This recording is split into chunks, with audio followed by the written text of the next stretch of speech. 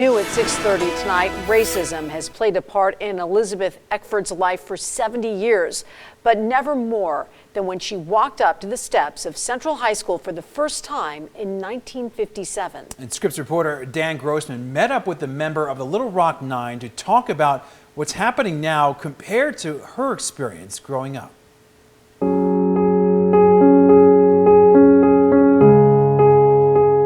For decades, Elizabeth Eckford has walked the grounds of Central High School in the shadows. Hi, what are you planning? I'm planting some lantana. She'll occasionally talk with strangers, but she's always remained modest. Thank you for bringing your talent here. Oh, you're welcome. I enjoy it. Modest of her role in its history. Who are you? I'm a local person. Oh, okay. I live here. You been to school here too? Way back. Way back when? Well, yes. Mm-hmm. Yeah. Long time ago. Lots of memories, huh? A lot of things changed. Lots of things have changed. Yeah.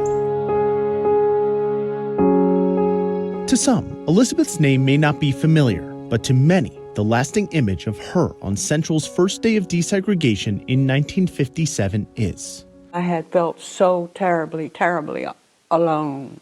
At one point, they said, get a rope. When I was walking, let's lynch her. There was a pack of reporters and photographers in front of me walking backwards and asking me questions. I didn't say anything because I was afraid if I opened my mouth, I would cry in public. It was a fear that consumed Elizabeth for 50 years as she silently battled the demons of PTSD. Talking about the past is a walk through pain. It was very difficult. The school, that picture, they would elicit panic attacks, anxiety, flashbacks, fears that only began to dissolve. They were very patient with me.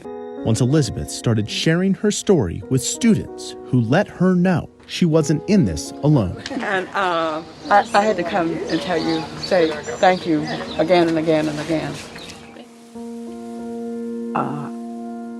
When I would cry, they waited and gave me a chance to resume. It meant that to them I was a human being. Okay. These days, Elizabeth walks here as a different woman. Any sort of emotions or feelings? No. Over years, there's no fear left, even in crowded hallways. One who remains modest in her triumph and dedicated in her pursuit to help others. I do point out that they can just reach out to support someone who's being harassed. Just treat that person in a way that you want to be treated. That can be very powerful. It was very powerful for me when it happened. I'm Dan Grossman reporting.